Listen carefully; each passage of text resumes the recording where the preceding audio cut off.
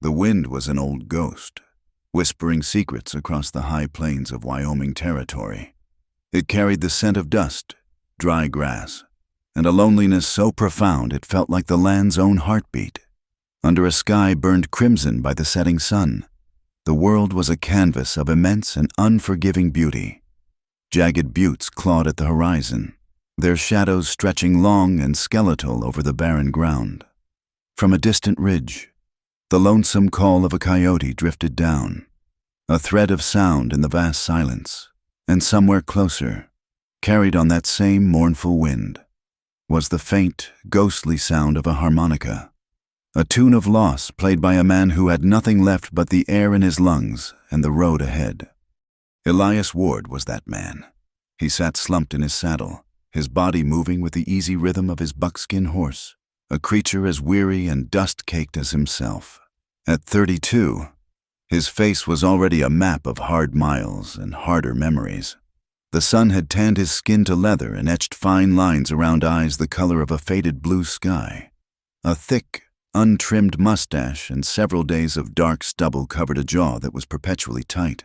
Set against the world, he rode with no destination, a drifter by necessity, a phantom by choice. He took small cattle jobs when he had to, working for a few weeks to earn enough for beans, bullets, and whiskey, and then he would move on, always before anyone could get to know his name or the hollowness in his gaze. He preferred the company of his horse and the endless sky to that of men, whose talk was cheap and whose judgments were swift. Human contact was a currency he could no longer afford to spend. 3 years. It had been 3 years since the world had ended. It had not ended with thunder or flood, but with the crack of a single pistol shot on a sun-drenched afternoon. He and his wife, Martha, had been on a stagecoach bound for California, their life savings stitched into the lining of her valise. They were going to buy a small piece of land, a place with green grass and a creek, a place where the wind did not sound so much like a lament. He remembered the smell of the leather seats, the taste of the dust on his lips, the way Martha's hand had felt in his. He had been looking at her, at the way the sunlight caught the blonde wisps of hair escaping her bonnet. When the coach lurched to a halt, the memory was a branding iron, searing the same image into his mind every night. 4 masked riders. The driver with his hands in the air. The passengers ordered out onto the road. Elias had moved to draw his own Colt, tucked in his waistband, but one of the bandits had seen the motion. He had not been fast enough. He had never been fast enough. The man had shoved Martha forward, using her as a shield, his grimy hand tangled in her hair. Elias had frozen, his heart a block of ice in his chest, and in that moment of hesitation, another rider had grown impatient. The gunshot was deafening, a sudden, violent punctuation to a perfect day. Martha had crumpled to the ground without a sound. The bandits had taken the strongbox and fled, leaving him kneeling in the dust, her blood staining his hands and the front of his shirt. He had failed her. In the one moment that mattered in his entire life, the one moment he was put on this earth to prove his worth as a husband and a man. He had failed. The guilt was a living thing inside him, a cold snake coiled around his soul.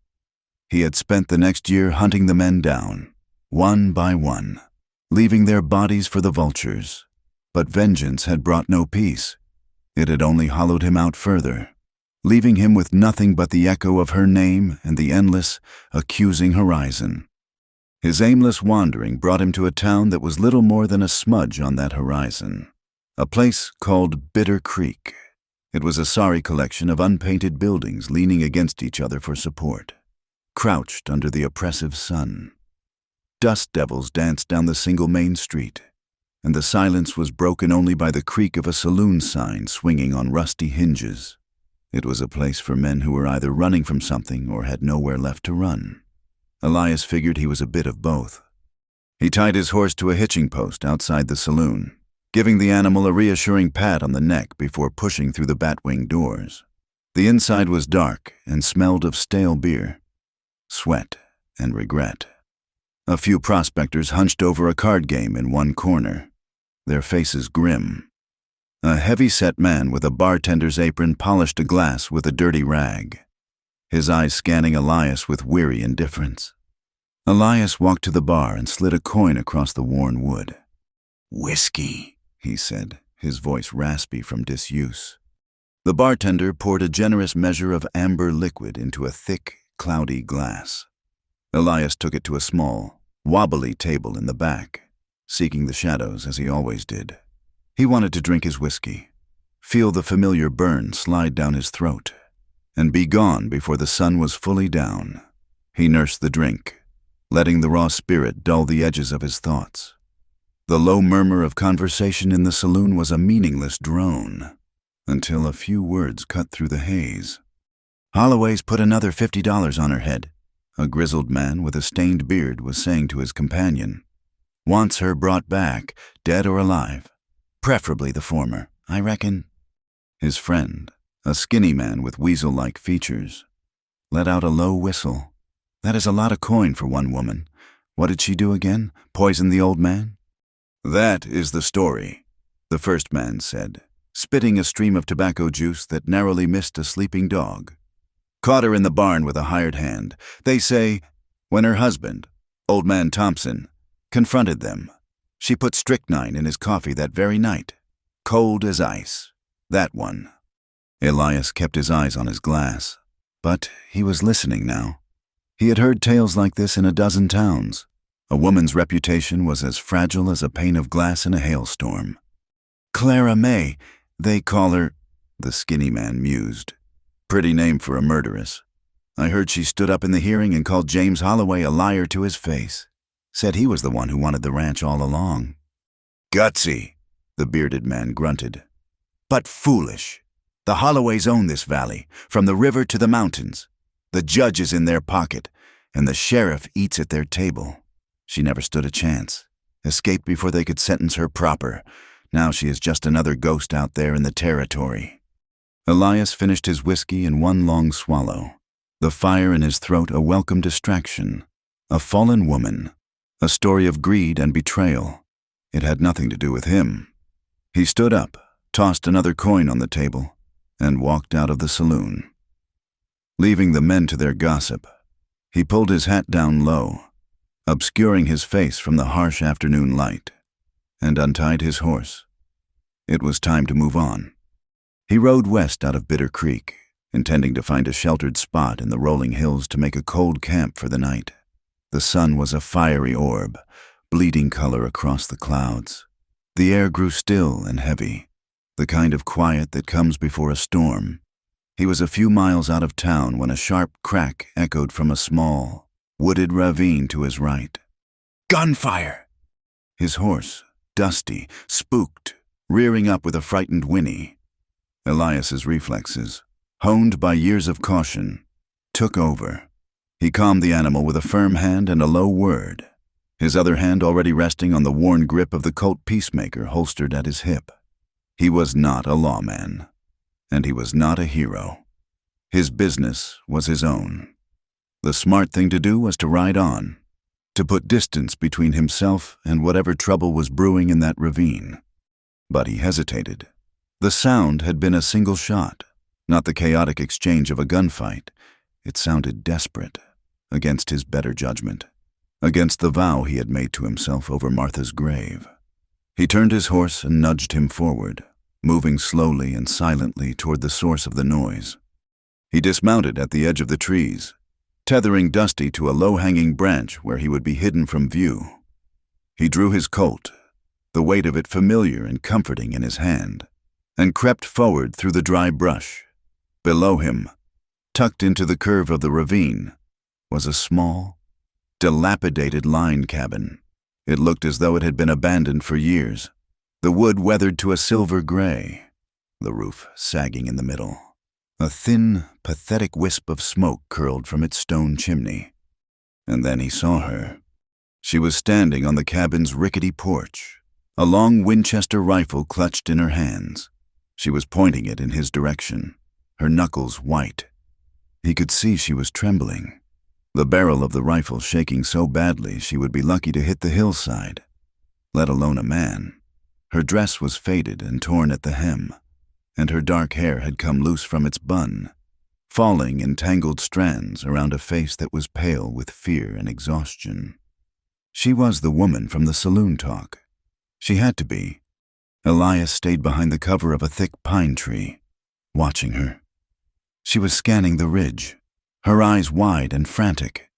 He could see the terror in her, but underneath it, there was a core of defiance, a refusal to be broken. It was in the set of her jaw, the straightness of her back. He holstered his pistol, not wanting to escalate the situation. He stepped out from behind the tree, his hands raised slowly to shoulder height, palms open. "Easy now, miss," he called out, his voice low and steady. "I am just passing through." Her head snapped toward the sound of his voice. The rifle barrel swung to fix on his chest. "Stay right there!" Her voice was stronger than he expected, though it wavered with fear. "Do not take another step." "I will not," he said calmly. "My horse was spooked by the shot. I came to see if anyone was in trouble." Her eyes narrowed with suspicion. "Trouble or a reward? You a bounty man?" She spat the words out like poison. "Did James Holloway send you?"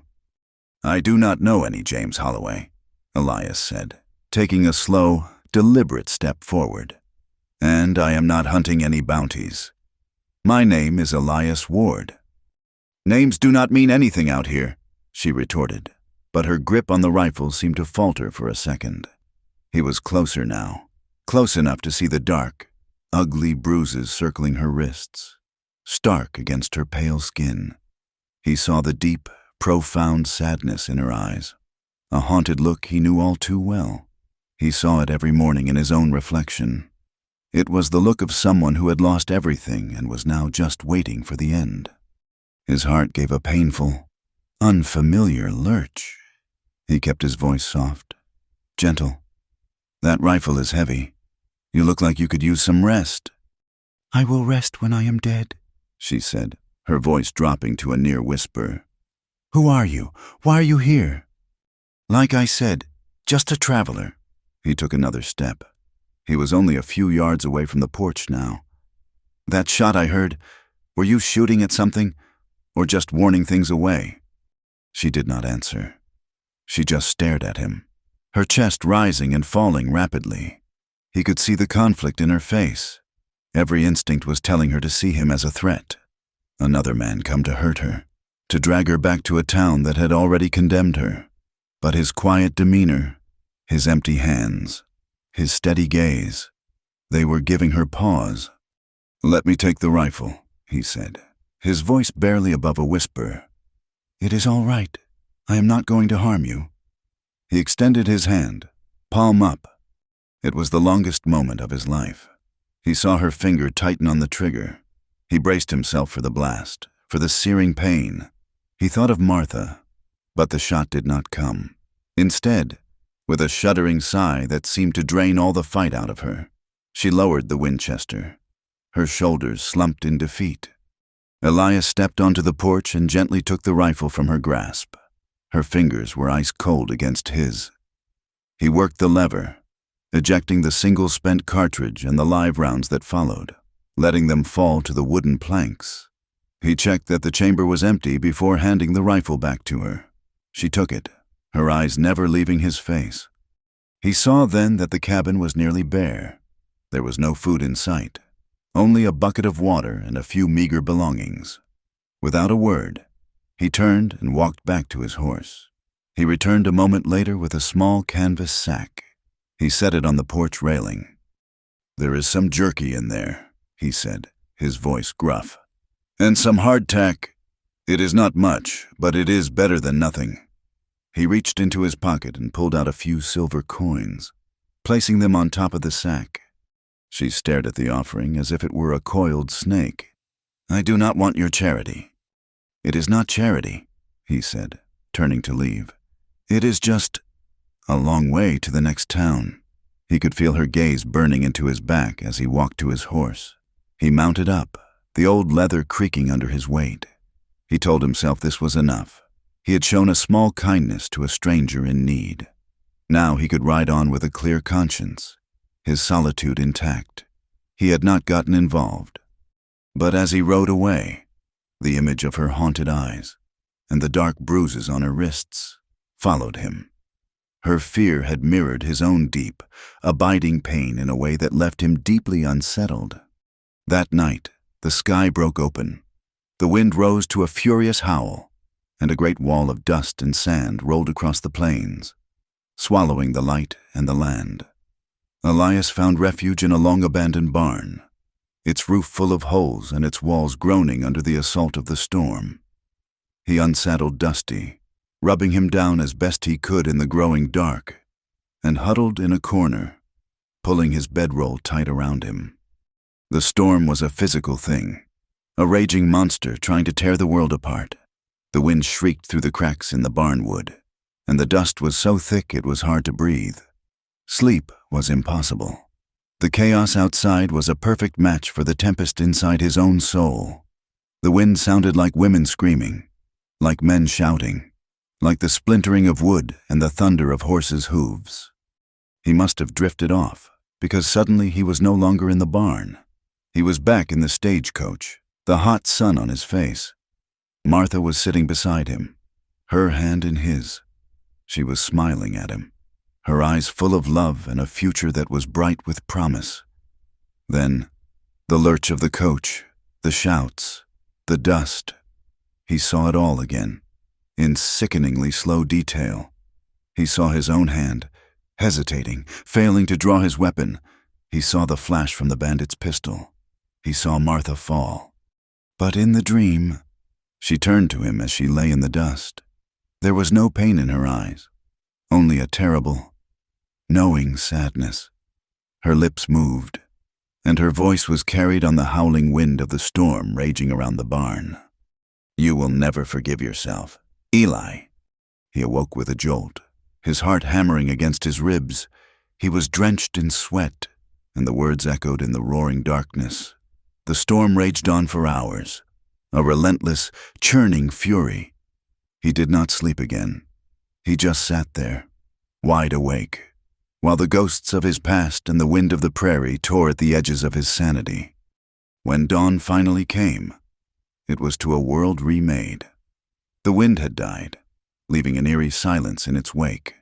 A thick blanket of red dust covered everything, smoothing the sharp edges of the land and muffling all sound. The air was clean and cold. Elias rose on stiff limbs, his mind feeling as scoured and raw as the landscape. He saddled his horse, his movements automatic. The plan was the same as always. Ride south. Keep moving. Do not look back. He swung himself into the saddle and gathered the reins. South, toward the sun. Away from the town. Away from the woman. But his hands would not obey. He looked north, in the direction of the ravine and the dilapidated cabin. He could not explain the pull, the stubborn, illogical certainty that he had to go back. It was not pity. It was not a desire to be a hero. It was something deeper, a feeling that their two broken pieces of humanity, his and hers, had somehow snagged on each other in the vast, empty wilderness. He still did not know her name. He only knew the look in her eyes. And he knew, with a sinking feeling in the pit of his stomach, that he could not ride away and leave her to the storm that was surely coming for her. Cursing himself for a fool, he turned Dusty's head and rode back the way he had come. The world was washed clean. The dust storm had passed, leaving behind a profound and unnerving silence.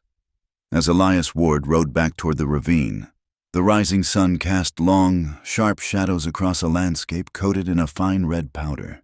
The air was cool and carried the fresh scent of wet earth and sage. It was a morning that should have felt like a new beginning, but a cold knot of dread was tightening in his gut. He topped the ridge and looked down at the line cabin. From a distance, nothing seemed amiss, but as he drew closer, the details came into focus, each one a small, sharp blow to his composure. The cabin door, which had been closed when he left, now hung askew from a single leather hinge, splintered near the latch as if it had been kicked in. The canvas sack he had left on the porch was gone, and the ground around the steps was littered with the crumbs of his hardtack and a few strips of jerky, already attracting ants. He dismounted, his hand instinctively going to his Colt, and approached the cabin with quiet, deliberate steps. His boots made no sound on the damp, packed earth. The stillness was wrong. It was the silence of a place that had been violated. On the third step of the porch, he saw it, a dark smear, almost black against the weathered wood, still faintly damp. Blood. A cold rage, familiar and terrible, began to uncoil within him.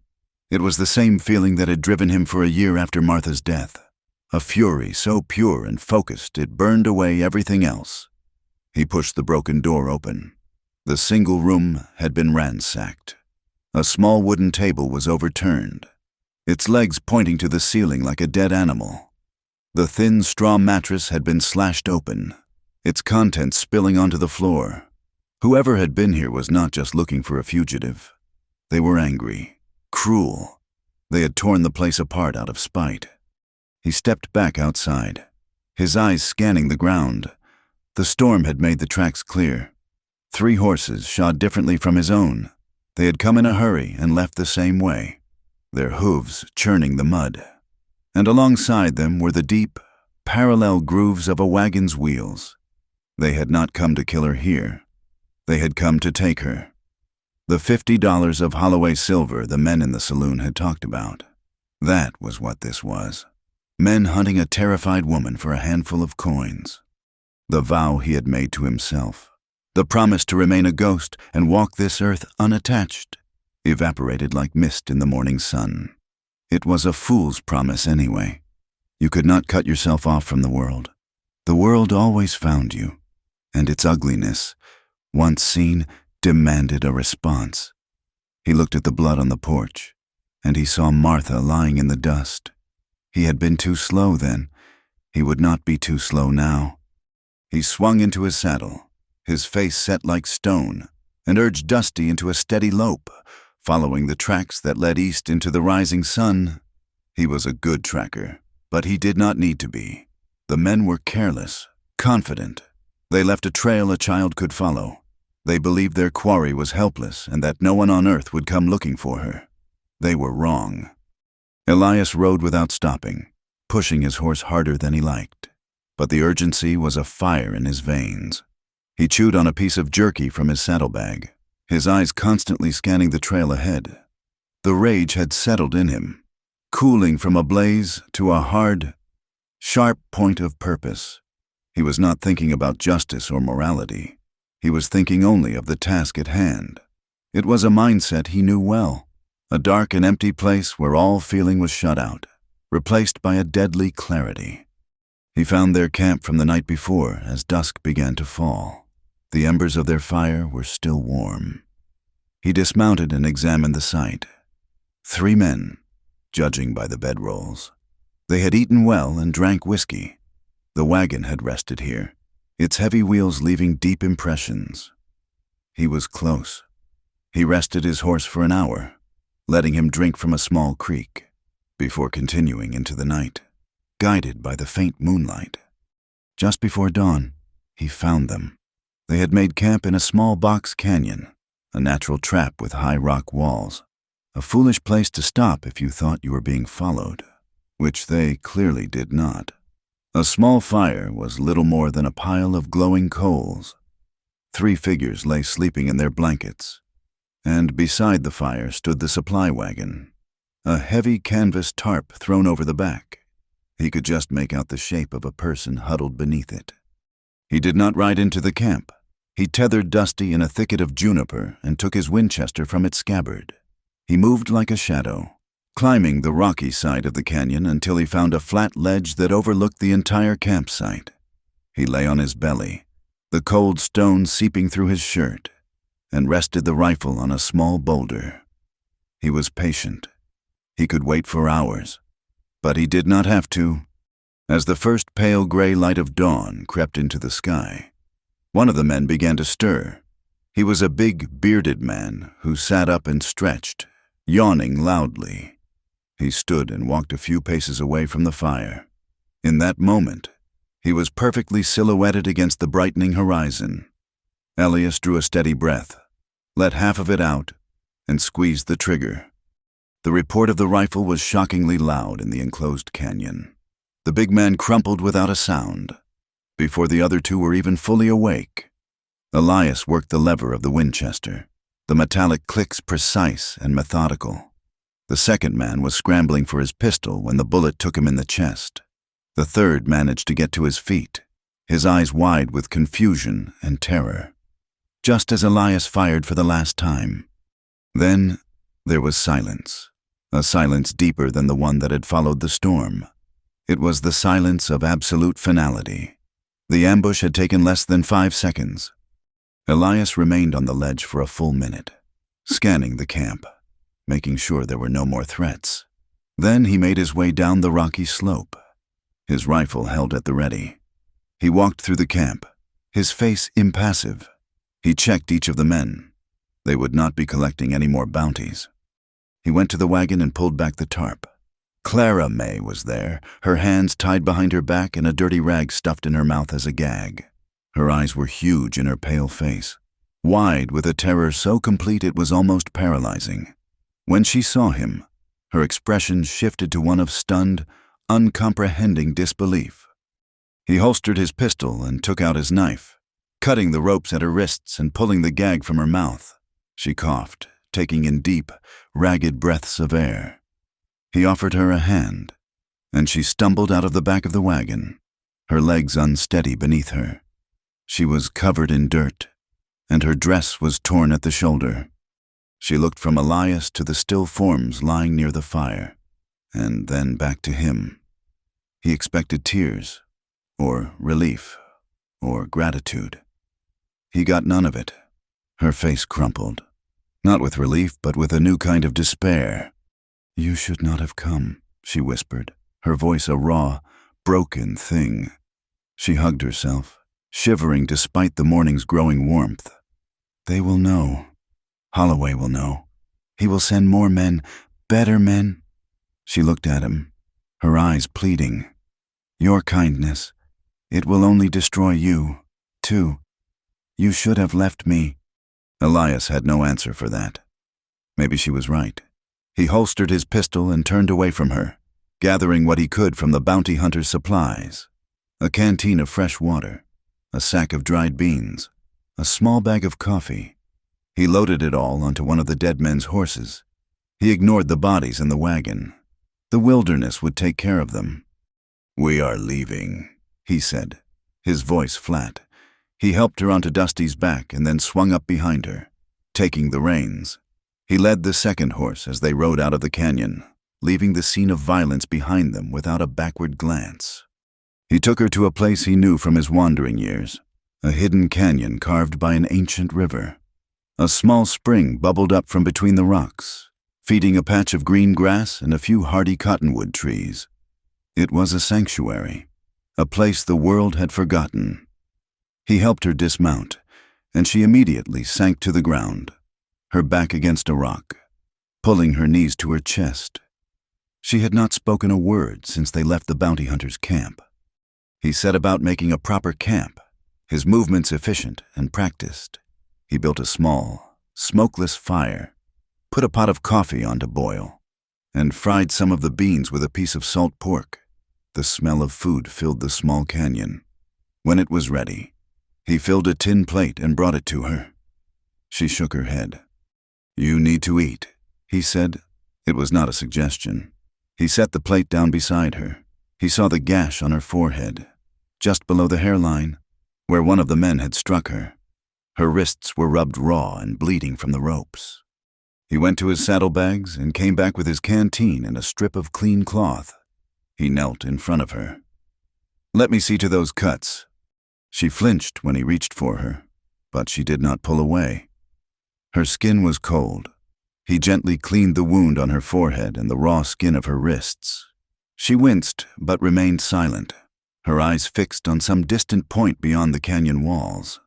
Her silence was heavier than any scream. As the sun went down, the desert air grew cold with a startling swiftness.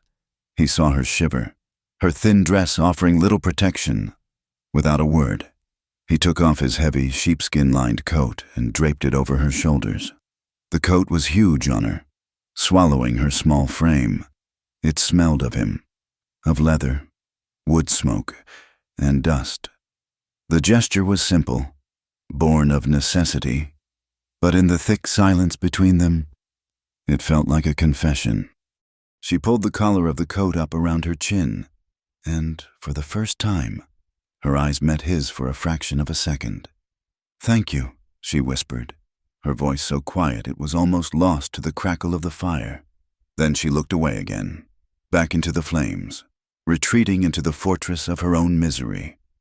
They sat that way for hours, two strangers bound by violence, sharing the small circle of light from the fire. The moon rose, a silver sliver in a sea of stars. It was Clara who finally broke the silence. "Why?" The question was soft, barely disturbing the night air. "You do not know me. You owe me nothing. Why would you do this?" Elias stared into the fire, watching the embers pulse and glow. The flames danced, and in them, he saw the face of his wife. He saw the stagecoach, the dust, the blood. He felt the crushing weight of his own failure, a weight he had carried every day for 3 years. His answer, when it came, was the truest thing he had ever said. "Because nobody helped when I needed it." He did not look at her, but he felt the change in her stillness. He heard her take a sharp, shaky breath. When he finally turned his head, he saw a single tear tracing a path through the dirt on her cheek, glittering in the firelight. The simple, raw honesty of his words had found a crack in her armor. "His name was Daniel Thompson," she said, her voice low and steady now, as if speaking the truth out loud gave her strength. "And he was my husband. He was also a thief, a cruel man who smiled in church on Sunday and spent the rest of the week driving families from their land with false deeds and high-interest loans. His brother, James Holloway, was his partner." She paused, taking a breath.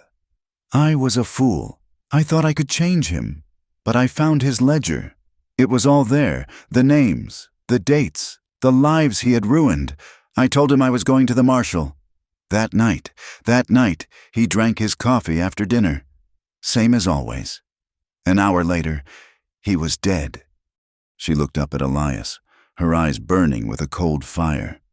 "James Holloway was there within the hour? With the sheriff, and with a ranch hand who swore on a Bible that I had been his lover, that we had plotted to kill Daniel for his money. It was a lie, all of it.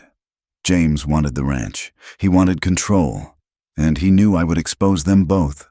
So he destroyed me instead. He turned the whole valley against me with his lies. He made me into a monster." Elias listened, his expression unchanged. But inside, something shifted. Her story was not just about greed. It was about a deliberate, calculated cruelty. It was the story of how the strong and the wicked consume the good. It was the same story as his, just with different names and different details. The world was full of men like James Holloway and the bandits on the road to California. Men who took what they wanted and destroyed whatever, or whoever, stood in their way. The next morning, the fragile truce between them had solidified into a shared purpose. They had to disappear. Clara suggested a mining town in the mountains called Gritstone. "It is a rough place," she said, "full of men seeking their fortune. They do not ask questions there. A person can get lost, find work." They rode into Gritstone that afternoon. It was a chaotic slash of a town clinging to the side of a mountain, a place of mud-caked streets, loud machinery, and the constant ring of hammers on steel. As they rode down the main street, Elias felt the eyes on them. News traveled on the wind in the west, and Clara May's story had preceded her. He heard the whispers from men lounging on wooden sidewalks. "That is the Thompson widow. The poisoner." Clara kept her head high, her back straight, but Elias could feel the tension in her, the way she flinched at every murmur. He led their horses to a saloon that advertised hot meals. The place was crowded, a haze of smoke hanging in the air. the noise of conversation and a badly tuned piano almost deafening. They found a small table in a corner and ordered stew. They were halfway through their meal when a shadow fell over them. A big miner, his face flushed with drink and his clothes stained with sweat, stood swaying beside their table. He grinned, showing a mouth of missing teeth. "Well, now, look what the cat dragged in," he slurred, his eyes fixed on Clara.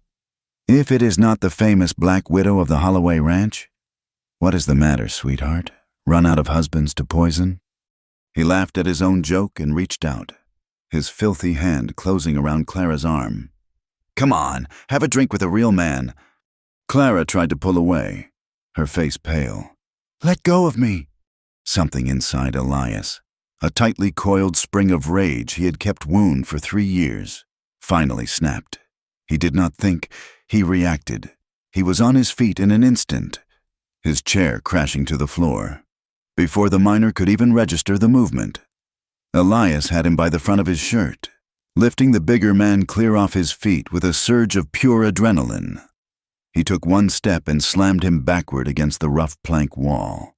The impact was so violent it shook the bottles behind the bar. The entire saloon went dead silent. Elias held the terrified man pinned against the wall, his knuckles white, his arm trembling with the force of his own fury. He stared into the miner's panicked eyes, and all he wanted to do was destroy him, to unleash the violence that had been festering inside him since the day Martha died. Then he felt a touch on his arm. It was small, hesitant, but insistent. He looked down. It was Clara. Her hand was on his forearm, her fingers trembling. Her face was ashen, her eyes wide, not with fear of the miner, but with a deep, aching fear for him. "Please," she whispered, her voice barely audible over the ringing in his ears. "Stop, you are scaring yourself." Her words struck him like a physical blow. He looked from her face to his own hand, clenched in the miner's shirt. He saw the terror in the man's eyes, the shocked faces of the onlookers. She was right. The rage was a wild animal, and he was losing his grip on the leash. He was becoming the very thing he hated, a creature of pure, destructive violence. This was the man who had hunted down his wife's killers, a man he had sworn to leave behind. Her touch was not an accusation. It was an anchor in a sea of red fury. It was a moment of shocking, dangerous tenderness. Slowly, feeling the eyes of everyone in the room on him, he loosened his grip. The miner slid down the wall, landing in a heap on the floor, gasping for air. Elias stood there, breathing heavily, the echo of his own violence shaking him to the core, and felt the light, trembling pressure of her hand on his arm. The shack they found was at the far edge of Gritstone, where the muddy street gave way to stony wilderness. It was little more than a box made of scrap lumber and hope, with a stone hearth that smoked and a roof that leaked when it rained. But it was theirs, for a few dollars a month, earned from the pockets of the dead bounty hunters. They bought themselves a sliver of anonymity. The single room held 2 narrow cots, a rickety table, and a profound, echoing silence. It was not a home, but it was a hiding place. They fell into a routine dictated by exhaustion and necessity.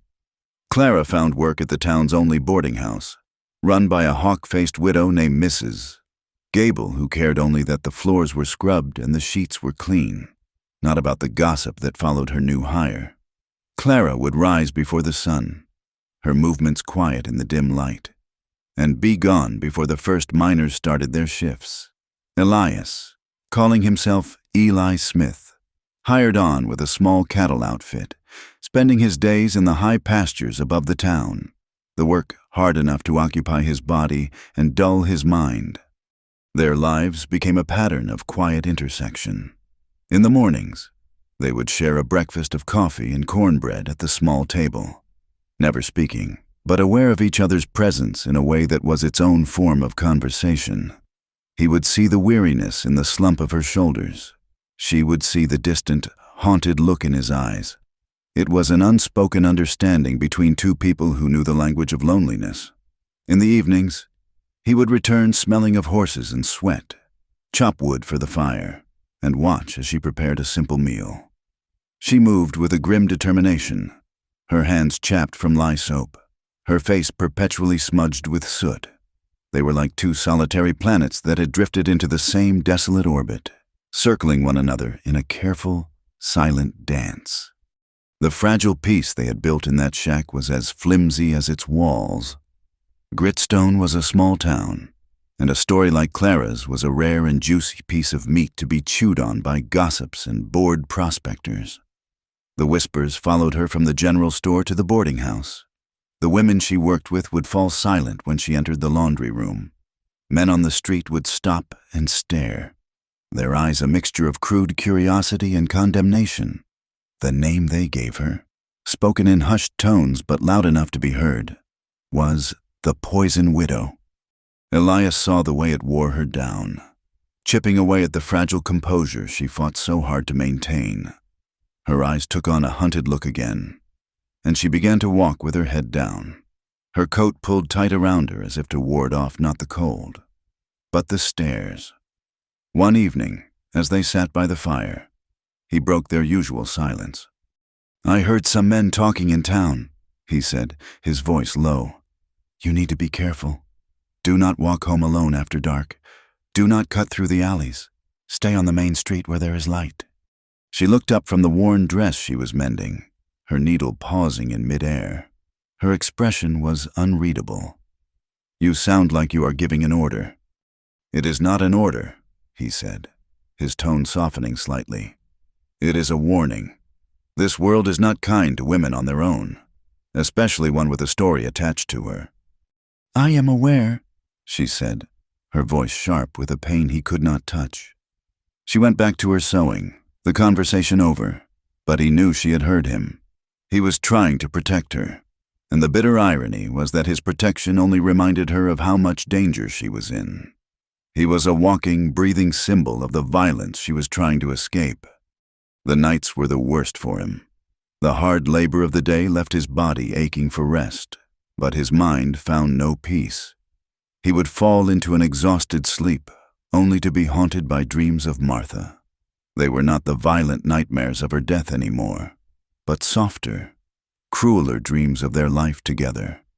He dreamt of her laughing as they walked by a river, of the scent of wildflowers she had picked, of the warmth of her hand in his as they sat on the porch of their old cabin. He would wake up with a gasp, his heart aching with a loss so fresh it felt like it had happened only yesterday. The ghost of her was a constant presence in the dark, a silent accuser. Then, his eyes would adjust to the gloom, and he would see Clara's form on the other side of the room.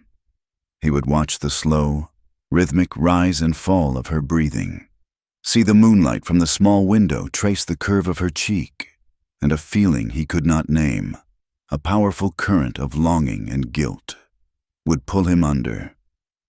He wanted to go to her, to smooth the troubled lines from her brow, to offer a comfort he himself did not possess. But every thought of her felt like a betrayal to the woman he had lost, a stain on a memory he had sworn to keep sacred. He was a man caught between a ghost and a woman of flesh and blood, and the conflict was tearing him apart. Clara had her own ghosts. Some nights, when the fire burned low, he would see that she was awake, her eyes open and fixed on the corner where he kept his things. Her gaze was always drawn to the same object, the Colt Peacemaker, its dark steel handle protruding from the worn leather holster. The gun sat there, a dense and menacing piece of their reality. It was the tool he had used to save her, the reason she was not in a prison cell or a shallow grave. But it was also the symbol of everything she had come to despise. One night, he heard her whispering to herself, her voice a faint, desperate murmur in the darkness. "I cannot stand it. I cannot stand any more violence." He lay perfectly still, pretending to be asleep, his heart aching for her. He understood. The gun was power. It was survival. But for her, it was also the sound of her husband collapsing, the cold touch of the sheriff's hand on her arm, the sneering faces of the bounty hunters. The violence that had saved her life was the same violence that had shattered it. She was trapped in a world where the only answer to brutality was more brutality, and it was breaking her spirit. The brittle peace shattered on a Saturday night.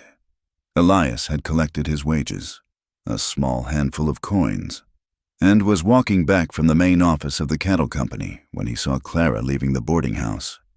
He fell into step beside her, the familiar silence settling between them as they walked toward the edge of town.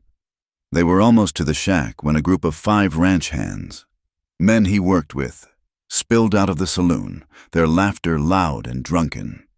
One of them, a broad-shouldered man named Caleb with a mean streak, spotted them. He staggered over, a half-empty bottle of whiskey in his hand, and planted himself in their path. "Well, look here," Caleb sneered, his eyes moving from Elias to Clara and back again. "If it is not our quiet man, Eli Smith, or is it Ward?" He grinned, enjoying the flicker of alarm in Elias's eyes. "Heard a rumor about you. Heard you are keeping some interesting company." His gaze settled on Clara, a crude and insulting appraisal. "Tell me, Mrs. Thompson," he drawled, his voice dripping with malice. "You as good at pleasing a man as you are at poisoning one?" Elias did not speak. He did not issue a warning. The world narrowed to the man's leering face, and the cold, controlled rage that had been simmering just beneath his skin for weeks erupted. He moved with a speed and ferocity that shocked everyone. His right hand shot out, his knuckles connecting with Caleb's jaw with a sickening crack. Caleb stumbled backward into his friends, surprise and pain on his face. The other men, fueled by drink and mob courage, reacted instantly. They swarmed Elias. He was a good fighter, quick and strong, but he was impossibly outnumbered. He landed a solid punch on one man, ducked under a wild swing from another, but then a fist caught him in the stomach, driving the air from his lungs. He doubled over, and another blow caught him on the side of the head. He fell to his knees in the thick mud of the street. They were on him then, kicking and punching, their boots thudding into his ribs and back. He curled into a ball, trying to protect his head, the taste of blood and dirt filling his mouth. Through the fog of pain, he heard Clara screaming, her cries shrill with terror. "Stop it! Please, leave him alone!" The brawl ended as quickly as it began. The ranch foreman, a portly man with a thick mustache, appeared in the doorway of the saloon. "That is enough," he roared. He took in the scene, Elias on the ground, Caleb holding his jaw, the other men breathing heavily. His eyes settled on Elias with disgust. "Ward, or whatever your name is, you are fired. Get your things and get out of this town. I do not need a troublemaker like you in my outfit." He turned and went back inside. The matter settled. The other men gave Elias one last kick for good measure before laughing and drifting back into the saloon. Elias lay in the road, every inch of his body screaming in protest. The world slowly came back into focus. He felt a gentle hand on his shoulder. It was Clara. She was kneeling beside him in the mud, her face pale and streaked with tears. "Can you get up?" she whispered. With her help, he managed to struggle to his feet. He leaned on her, his arm draped over her shoulder, and every breath was a sharp, stabbing pain in his side. They limped the last few yards to the shack, a broken pair seeking refuge from a world that would not leave them be. Inside, the fire in the hearth had burned down to a soft, orange glow, casting the small room in flickering shadows.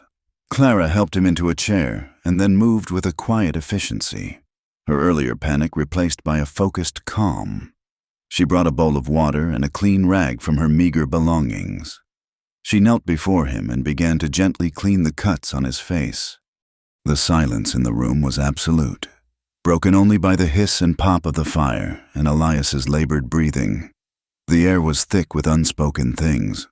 Her hands trembled as she dabbed at the split in his lip, her touch as light as a feather. He watched her, his gaze intense. He saw the fear that still lingered in her eyes, but underneath it, he saw something else, something that made his battered heart ache, a deep, profound tenderness. As she cleaned a cut above his eye, her hand brushed against his unshaven cheek. He reacted without thinking, his own hand coming up to catch hers, his fingers lacing through hers. She froze, her whole body going rigid. She tried to pull her hand away, to retreat back to the safety of their silent arrangement, but his grip was gentle and firm. "Don't," he whispered, his voice a raw, hoarse sound. He looked at her, and in the warm, dancing firelight, he let her see past the walls he had built, let her see the desolation he had lived in for 3 long years. "I have not felt alive in years." The words were a confession, a truth torn from the deepest part of him. The pain throbbing in his ribs, the sting of the cuts, the metallic taste of blood. It was all terrible. But it was real. It was feeling. And she was the cause of it. She had dragged him, kicking and screaming, out of the gray numbness where he had been content to fade away. He saw the understanding dawn in her eyes, saw her defenses crumble. He leaned forward, slowly, giving her every chance to pull away. She did not. Their lips met in a kiss that had nothing to do with romance and everything to do with desperation. It was hesitant and clumsy, a collision of 2 lonely, wounded people. It was a kiss that tasted of his blood and her tears, of shared pain and a terrifying, burgeoning hope. It was a raw, silent acknowledgement of the invisible thread that had been pulling them together since that first day at her cabin. They broke apart, both of them breathing hard, their foreheads resting against each other. The shock of the contact, the raw intimacy of it, left them speechless. This was not a gentle awakening. This was a dangerous spark in a room filled with gunpowder. They had found a fragile peace in their solitude together, a way to survive. But this feeling that was blooming between them, love, or something dangerously close to it, threatened to destroy everything. It gave them something to lose, and in the unforgiving landscape of their lives, loss was the one certainty. Later that night, they lay on their separate cots, the space between them now a yawning chasm of unspoken emotion and fear. The fire died down to embers, plunging the room into near darkness. Sleep did not come easily to either of them. Outside, hidden in the deep shadows cast by a stand of pines, a man watched the shack. He was lean and still, a predator who knew the value of patience. A thin, cruel smile touched his lips as he saw the last of the light in the window die out. His name was Vance Holloway. Years ago, he and Elias Ward had shared campfires and whiskey, had worked the same cattle drives, had called each other friend, but friendship was a poor currency compared to the silver James Holloway paid. Vance had followed Elias's trail from the canyon where the 3 bounty hunters lay, his tracking skills honed and relentless. He had found them. He settled in for the night, perfectly content to wait. The hunt was almost over, and soon the killing would begin. The morning air in the shack was cold and heavy with the unspoken consequences of their kiss. Elias woke before dawn. A familiar tension coiled in his stomach. It was more than the dull ache in his ribs or the awkward silence that now stood between him and Clara.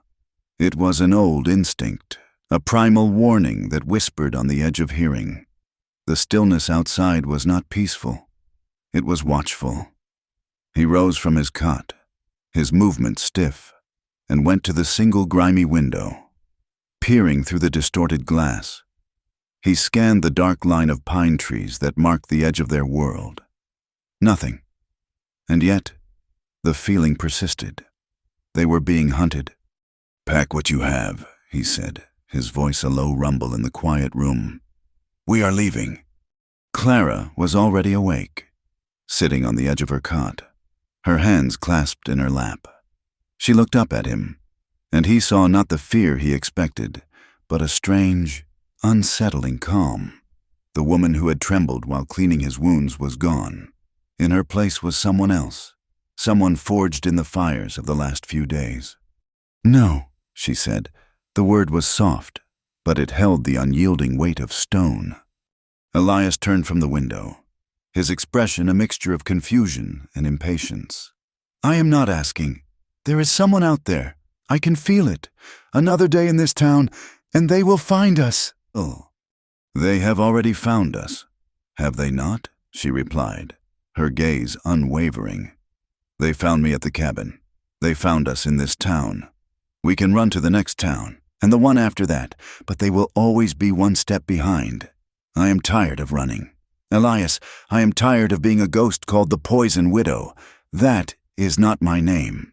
She stood up, a new and formidable strength in her posture. He saw then that the argument was already lost. The decision had been made in the long, dark hours of the night. What I told you about my husband, she began, her voice gaining intensity, was not the whole truth. I did not just discover that he was a criminal. Before that, I loved him. Or I believed I did. I was young, and he was charming. I thought we were building a life. She looked down at her hands, then back at him, her eyes burning with a righteous anger. Then I found his ledgers. I saw what he and his brother were doing. They were forcing families from their land, ruining them, abusing the men who worked for them. It was a sickness of greed. I confronted Daniel. I told him I would not be a part of it, that I would go to the law. I gave him a choice. He chose his brother. She took a shaky breath. The next day, he was dead, and James Holloway had his story ready, his paid witness waiting. He did not just frame me for murder. Elias, he silenced me. He silenced the truth. I will not be silent anymore. I am going back to Red Mesa. I am going to reclaim my name. Elias felt a cold dread wash over him. He understood her need, the burning desire to make the truth known. It was the same fire that had consumed him after Martha's death. He knew exactly where that road led. I have walked that path. Clara, he said, his voice grim. The one you think leads to justice. It does not. All I found at the end of it were more graves and a hole inside myself so big that nothing could ever fill it. James Holloway and his men will not listen to your truth. They will not meet you in a courtroom with a judge. They will meet you with guns. He took a step closer to her, his own pain etched onto his face. Confronting them will mean blood. She did not flinch. Her gaze met his, clear and resolute. Then it means blood, she said. But I will not die a coward in some forgotten shack, looking over my shoulder until the end of my days. If I am to die, it will be in the place my life was stolen from me, and it will be with the truth on my lips. He looked at her, at the unshakable certainty in her eyes, and knew that nothing he could say would change her mind. He also knew, with a deep and soul-crushing certainty, that he could not let her ride to her death alone. The fragile connection forged between them, sealed with a desperate kiss and a shared history of pain, had become an unbreakable bond. He was tied to her fate now. For better or for worse, he gave a single, slow nod. All right, he said, the word tasting of ashes. We ride together. They left Gritstone an hour later, their meager belongings packed, their face set toward the east. They used the last of their money to buy ammunition for his Colt and Winchester, a silent acknowledgement of the truth in his warning. The ride was tense, the vast, open country that had once felt like freedom now feeling exposed and threatening. Every rock formation, every stand of trees, held the potential for an ambush. Elias rode with his rifle resting across his lap, his eyes constantly scanning the horizon, his senses stretched taut. For Clara, the journey was a pilgrimage into her own past. Each familiar butte and winding creek brought a fresh wave of memory, reminders of the life she had once known, the hopes she had once held. This was Hollowayland now, a kingdom built on lies and cruelty. She was riding back into the belly of the beast. They had been riding for a day and a half when they entered a narrow pass, the trail winding between towering sandstone bluffs.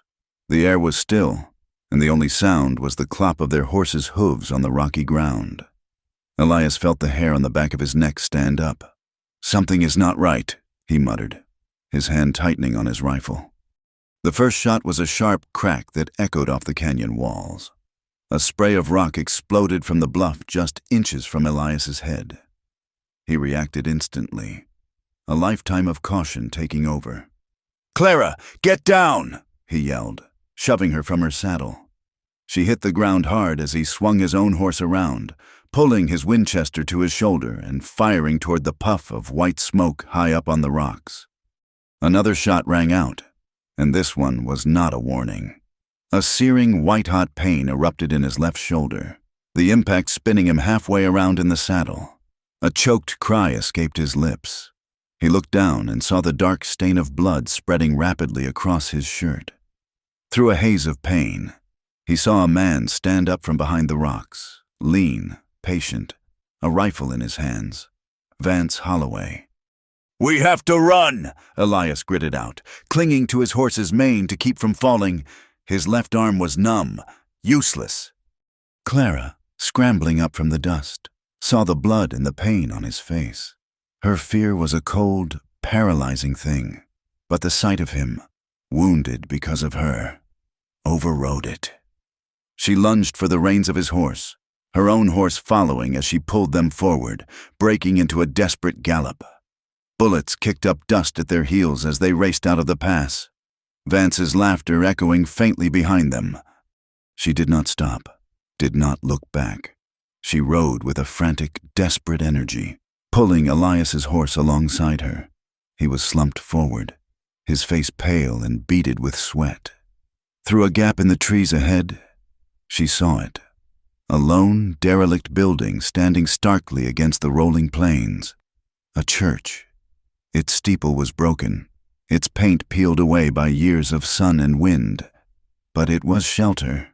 It was their only hope.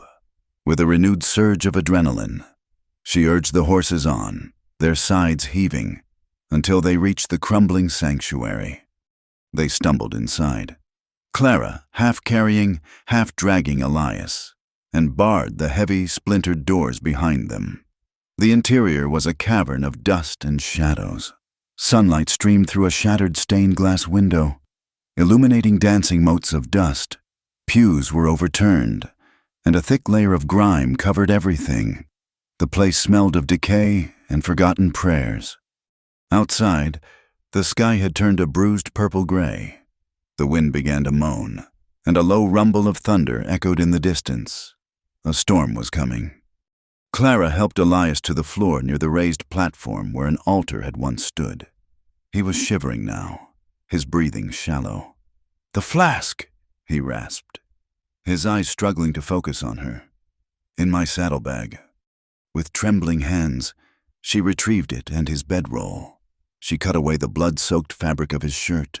The wound was ugly, a ragged hole through the thick muscle of his shoulder.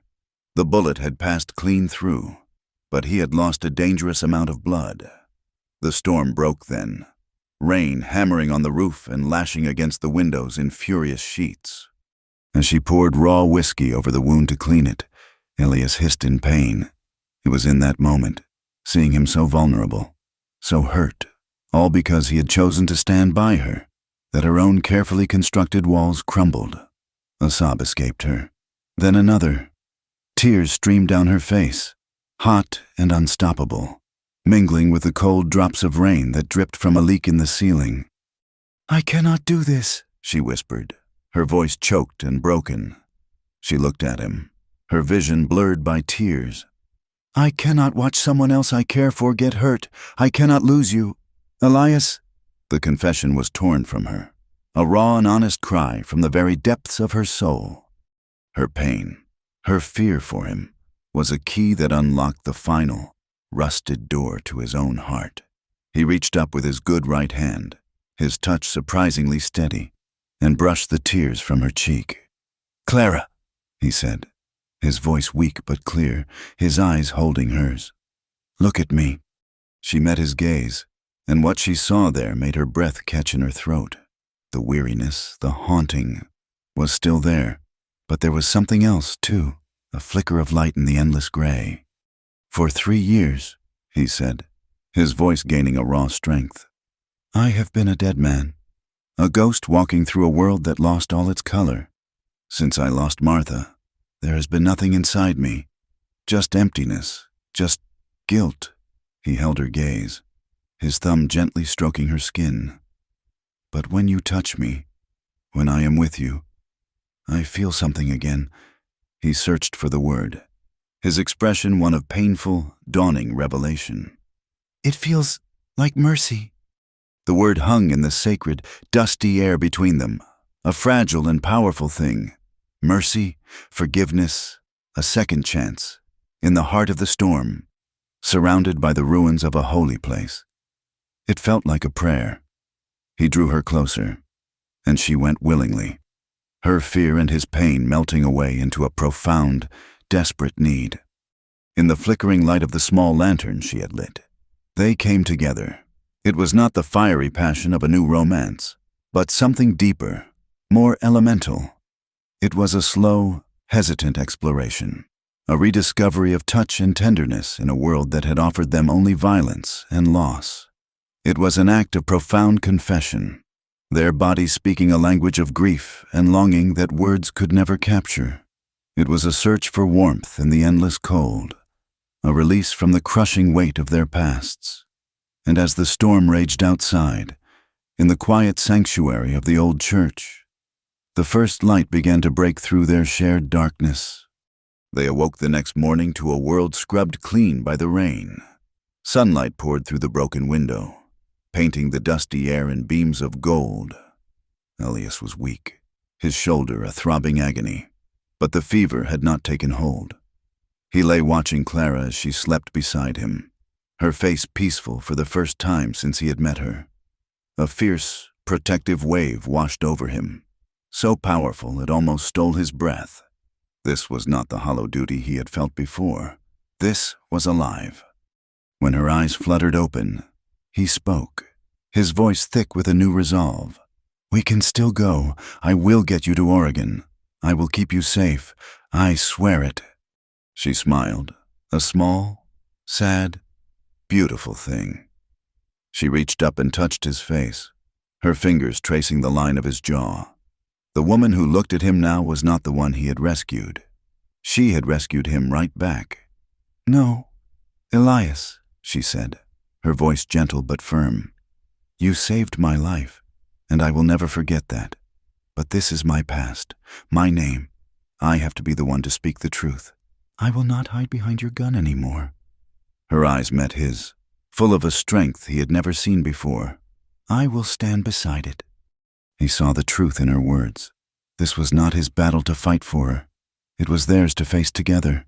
He was not her savior, and she was not his redemption. They were just two broken people who had, against all odds, found a way to be whole again in each other's presence. He nodded slowly. They rose and prepared to leave the sanctuary that had given them so much. As they stepped out into the bright, clean morning, they knew there was no turning back. They were no longer running from the past. They were riding to meet it, together. They rode into Red Mesa under a sky the color of a fresh bruise.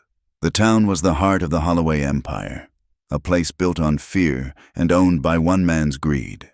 It was quieter than Elias remembered, the streets emptier, but the silence was not peaceful. It was the coiled, watchful silence of a snake. As they trotted their horses down the main street, curtains twitched in windows. Men stopped their conversations and turned to stare, their faces hard and unreadable.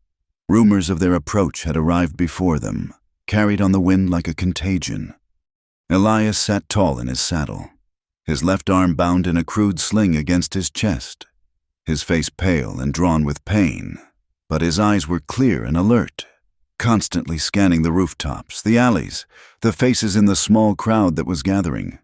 Beside him, Clara was transformed. The haunted, frightened woman was gone, replaced by someone with a spine of steel and a fire in her eyes. She held her head high, her gaze sweeping over the town that had condemned her, not with fear, but with a defiant challenge. They did not have to wait long.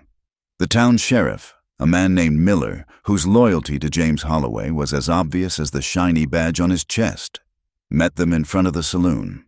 He was flanked by two deputies with hard, empty eyes. "Clara May Thompson," Miller said, his voice flat. "James Holloway has called a public hearing. He aims to see this matter settled once and for all. This afternoon, in the saloon." It was not a request. It was a summons. Elias knew it was a trap, a piece of theater designed to culminate in her arrest or her death. He looked at Clara, a question in his eyes. They could still turn, still run. "We will be there," Clara said, her voice ringing with a clarity that made the sheriff blink. This was it, the final confrontation. There was no other way. The saloon was packed to the rafters. The air was thick with the smell of unwashed bodies, stale whiskey, and a palpable tension that felt like a lit fuse. Every rancher, shopkeeper, and drifter in Red Mesa was there, their faces a grim tapestry of fear, curiosity, and hostility. James Holloway sat at a large table at the front, looking every bit the lord of his domain. He was a handsome man in a tailored coat, his dark hair perfectly combed, his eyes holding a cold, reptilian intelligence. Beside him sat the men who enforced his will, their hands never far from the pistols at their hips. Sheriff Miller called the room to a semblance of order, and Clara walked to the front, standing alone in a small, cleared space before Holloway's table. Elias stood near the back wall, his good hand resting on the grip of his Colt, his body a study in coiled readiness. Clara began to speak. Her voice, trembling at first, grew stronger as she laid out the truth. She spoke of her husband's ledgers, of the families driven from their homes, of the brutal treatment of the ranch hands. She spoke of her confrontation with Daniel, and of James Holloway's threat to ruin her if she exposed their crimes. "I am not a murderer," she declared, her voice echoing in the tense silence. "I am a witness. I am a witness to the corruption that has poisoned this valley, a corruption that wears a fine coat and sits before you now." James Holloway let her finish, a condescending smile playing on his lips. When she was done, he stood up, his movements calm and commanding. "A fine story," he said, his voice smooth as polished stone. "A desperate tale from a desperate woman." He then proceeded to dismantle her life, piece by piece, with calculated cruelty. He called forth the ranch hand, Jebediah, who stood with downcast eyes and recited the same lie he had told before, that Clara had been his lover and had plotted with him to kill her husband. "Look at me, Jebediah," Clara pleaded. "Tell them the truth. Tell them what James Holloway promised you." The man flinched but would not meet her eyes. Then Holloway called an old homesteader to the front, a man whose land bordered the Holloway ranch. "Henry," Holloway said gently, "tell the good people of Red Mesa, was my brother, Daniel Thompson, a fair man?" The old man looked from Holloway to Clara, his face a mask of terror. He swallowed hard. He was a fair man," he stammered, his eyes darting to one of Holloway's gunmen who stood nearby, his hand resting on his pistol. The crowd murmured, the tide of their sentiment turning against Clara with every lie. Holloway had them all in his fist. The law, the witnesses, the public. "You see," Holloway said, spreading his hands in a gesture of false reason. "This is not a witness. This is a scorned woman, an adulteress, and a killer who would say anything to escape the hangman's noose." "That is enough," Sheriff Miller announced, his voice booming. "The matter is settled. Deputy, arrest her." A beefy young deputy with a vacant expression started forward, his hand reaching for Clara's arm. In that instant, the world seemed to slow down. Elias saw the triumphant sneer on Holloway's face, the fear and despair in Clara's eyes, the finality of the trap closing around them. He moved, pushing off the back wall. He strode forward, the pain in his shoulder forgotten. With his right hand, he drew the Colt peacemaker, the click of the hammer being cocked a sound as sharp and final as a breaking bone. "Get your hand off her," Elias said, his voice low and deadly. The saloon fell silent. The deputy froze, his hand hovering inches from Clara. She came here to speak the truth. She came looking for justice. not a lynching. James Holloway's smile vanished, replaced by a look of cold fury. He gave a subtle, almost imperceptible nod to a man standing to Clara's right. Elias saw the movement, saw the man's hand drop to his gun, saw his intent to shoot Clara where she stood. There was no more time for words. Elias's Colt bucked in his hand, the explosion deafening in the enclosed space. The man beside Clara grunted, a red flower blooming on his chest, and collapsed to the floor. The saloon erupted into chaos. A woman screamed. Men shouted and overturned tables, scrambling for cover. Guns were drawn, and the room was filled with the roar of gunfire and the sting of gun smoke. Elias grabbed Clara, pulling her behind the thick oak bar. Bullets tore into the wood, sending splinters flying past their heads. He fired again over the top of the bar, not aiming to kill, but to give them a precious few seconds. "The back door!" he yelled, and together they ran, crashing through the storeroom and bursting out into a muddy back alley.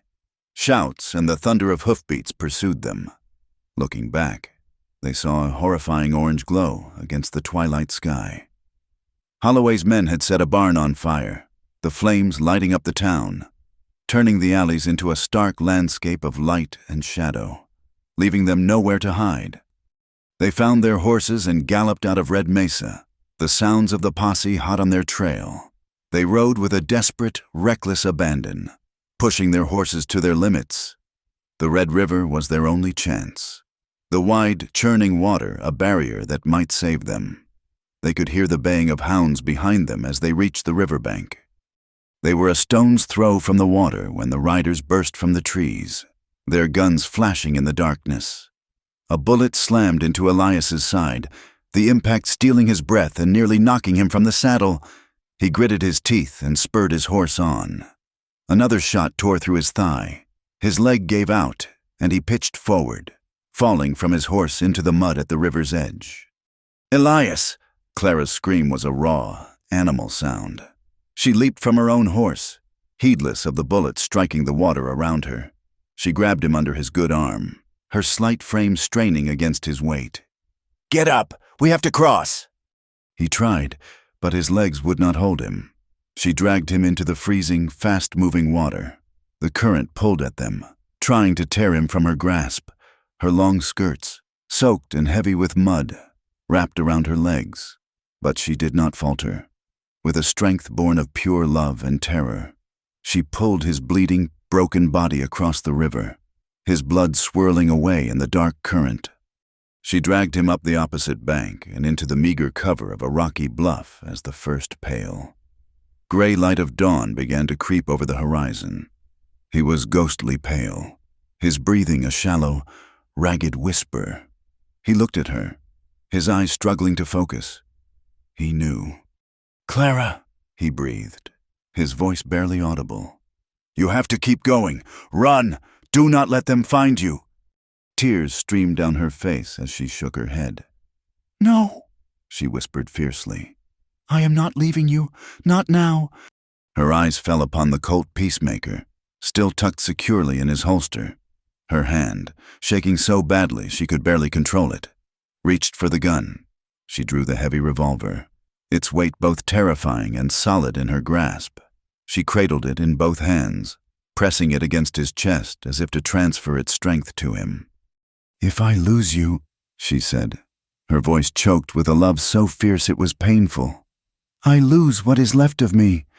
A faint, sad smile touched his bloodless lips. In her tear-streaked, mud-stained face, he saw not the victim he had rescued, but a warrior.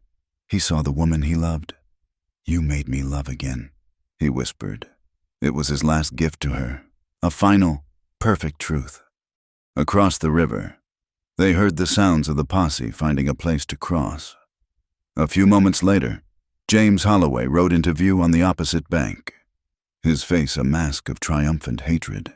He saw them huddled beneath the bluff and raised his rifle. Clara moved without thinking. She rose to her knees, raising the heavy Colt with both hands, the way Elias had taught her. She looked down the long barrel at the man who had taken everything from her. She saw his sneering face, the embodiment of all the cruelty and injustice in the world, and she squeezed the trigger.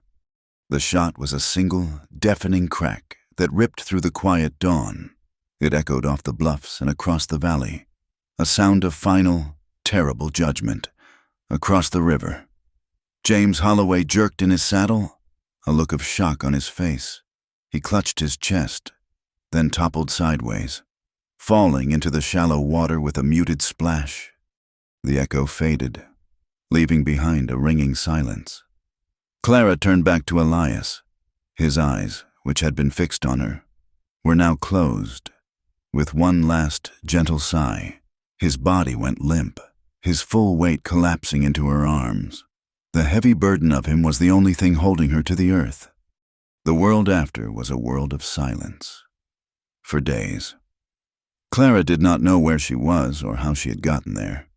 She existed in a thick, gray fog of grief, the roaring echo of the final gunshot, the only sound in the hollow chambers of her mind. She remembered the weight of his body in her arms, the last faint breath against her cheek, and then nothing. Time ceased to have meaning. The sun rose and set, but she saw none of it. She was found by a man of God, a traveling preacher named Silas Blackwood, whose parish was the entire lonely territory. He was an old man with eyes that had witnessed a lifetime of human suffering and had somehow held on to their kindness. He found her sitting by the river, her dress stiff with dried mud and blood, holding the heavy Colt revolver in her lap, her gaze fixed on the empty horizon. He saw the two fresh graves on the far bank, one for James Holloway, dug by the terrified posse before they fled, and a smaller, unmarked one beside it. He saw the dead horses and the profound, soul-deep exhaustion on her face. He did not ask what had happened. The story was written in the blood on the ground and the emptiness in her eyes. He spoke to her gently, his voice a low, soothing balm. She did not answer. She did not even seem to hear him. He understood that her spirit had retreated to a place where words could not follow, with a patience born of long practice. He helped her to her feet, gently taking the revolver from her unresisting hands. He wrapped Elias's body, which she had dragged from the riverbank, in a clean blanket from his wagon. He coaxed her onto her own horse and led her away from that terrible place. Not back toward the corrupt valley, but up into the high, quiet sanctuary of the mountains. He brought her to a small, forgotten town called Haven's Rest, a cluster of cabins nestled in a high alpine meadow, a place where people came to escape the world below. He gave her a small, clean room at the back of his humble chapel, and there, she remained in her cocoon of silence. The women of the town brought her food. The preacher sat with her for an hour each evening, reading from his Bible in a low murmur, not asking for a response, simply offering the comfort of a human voice. Days turned into a week. The fog in her mind began to thin, replaced by the sharp, stabbing clarity of her loss. Her first act was one of solemn, terrible duty. She took Elias's saddle, the one thing that had been his constant home, and with a knife and tools borrowed from the preacher, she began to deconstruct it. She cut the worn, sun-cracked leather into strips. She sawed the sturdy wooden frame into two pieces. Her hands were clumsy, her movements stiff, but she worked with a feverish intensity. Each cut was a memory. The day he disarmed her on her porch, the way his hands looked tending the fire in the canyon, the feel of his coat around her shoulders. She bound the two pieces of wood together with the leather strips, fashioning a simple, rugged cross, as strong and unadorned as the man it was meant for. Then, she led his horse, Dusty, the stoic buckskin who had followed them without question, and began to climb the hills behind the town. She walked until the town was just a speck below, and the great, sprawling plains opened up before her, a vast, empty canvas stretching to the edge of the world. She chose a spot beneath a solitary, wind-scoured pine, a place where a man could watch the horizon forever. With a spade the preacher had given her, she began to dig. The ground was hard and rocky. She worked until her hands were blistered and raw, until sweat and tears blinded her, until her back screamed in protest. But she did not stop. This final act of love was hers and hers alone. She laid him gently in the earth, wrapped in the preacher's blanket, and filled the grave with her own hands. She planted the saddlewood cross at its head, the raw wood stark against the blue sky. She did not pray. She had no prayers left. She simply stood there, a silent, lonely sentinel, until the sun set and the stars emerged, cold and distant in the infinite dark. In time, the story found its way up the mountain. It was carried by prospectors and trappers, whispered over campfires and in trading posts. The tale of the shootout in Red Mesa and the final confrontation at the river had already grown into a legend. They spoke of the iron-willed widow who had returned to face down the man who had ruined her, a man who had the whole valley in his pocket. They spoke of the quiet, deadly cowboy who had stood with her, a ghost from the plains who fought for a justice the law could not provide. The story had as many versions as it had tellers. In some, Clara was a cold-blooded killer, a black widow who had lured the innocent cowboy to his doom along with her husband and her lover. They called her a sinner, a creature of violence and bad luck. In other versions, she was an avenging angel, a saint in a dusty dress, who had cleansed the valley of its great evil. Elias was her loyal knight, a martyr who had sacrificed himself for her righteous cause. The truth of who they were, two broken, lonely people who had found a fragile, desperate love in a world determined to crush them, was lost somewhere in between. She had become a myth. Clara heard the whispers when she finally began to venture into the small town.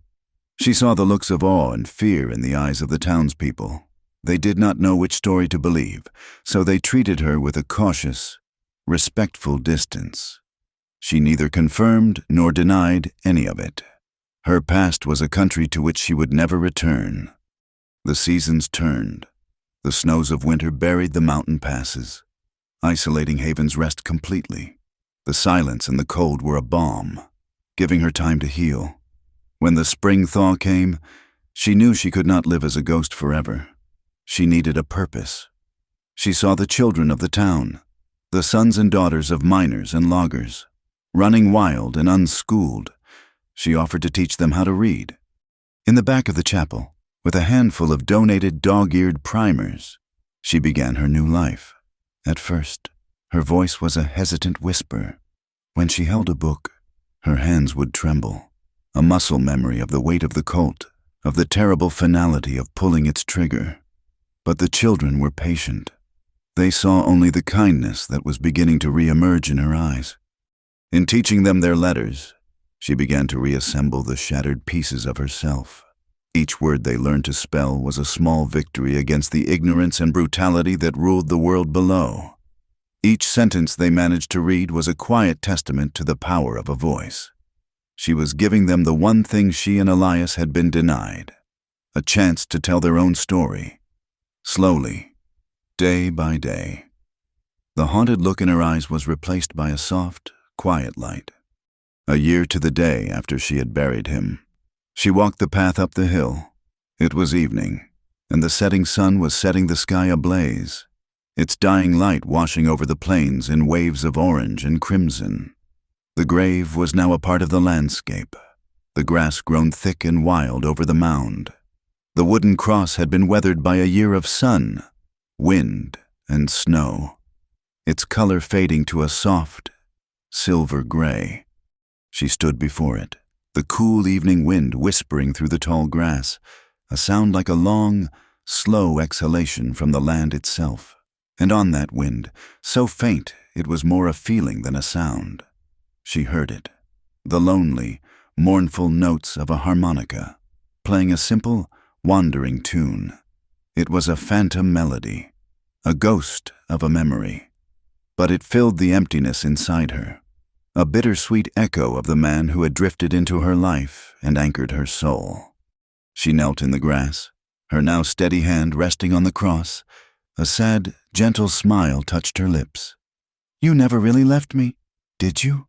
she whispered, the words stolen by the wind and carried out over the vast, darkening plains. She stayed until the last of the light had gone, leaving the world to the moon and the stars. As she rose and turned to leave, a movement in the shadows caught her eye. She looked back. Standing a few yards from the grave, as still and patient as a statue, was Dusty. The old buckskin horse stood with his head high, his gaze fixed on the horizon.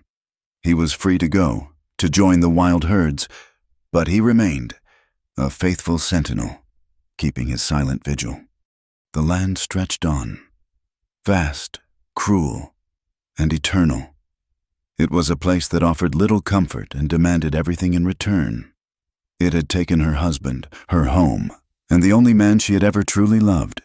But as Clara walked back down the mountain, leaving the two faithful spirits on the hill, she knew that even here, in this unforgiving wilderness, some things endured. A trace of love remained, a quiet story of redemption carved not in stone, but in the dust and the never-ending wind. Thank you for listening to our story. Please comment where you are listening from to connect with others. Subscribe to the Wild West Campfire channel and share your thoughts in English.